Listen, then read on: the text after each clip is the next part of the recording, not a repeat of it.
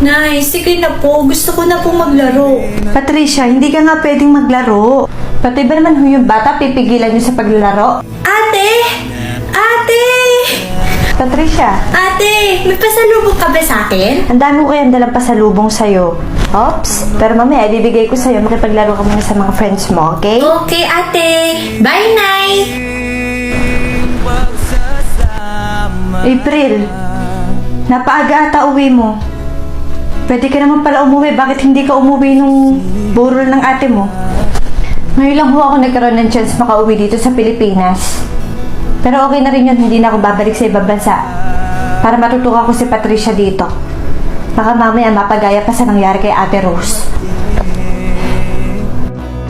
Ang oras na ito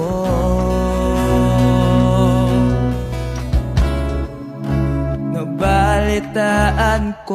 Ano, nagustuhan mo ba yung mga chocolates? Iinom ka na maraming tubig, ha? Opo, ate. Ate, ano yan? Ah, eto. Wala to. Pampakinis lang ng muka para hindi tiglawatin si ate. Pwede ba yan sa akin, ate? Gusto ko kasing itry eh. Pag ikaw ay nagdalaga na, pwede na kitang paggamitin dito. Sa ngayon, bawal pa sa bata. Okay? Maganda ba si ate? Sobra po. Mag-isa, di ba't sabi Tara, laruin natin yung mga laruan na uwi ko sa'yo. Sige, ate, tara. bakit bigla ka na lang nandyan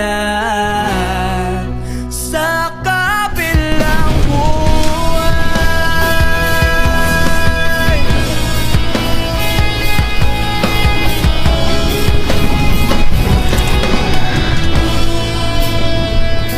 Sayang, di man lang kita naabutan ate.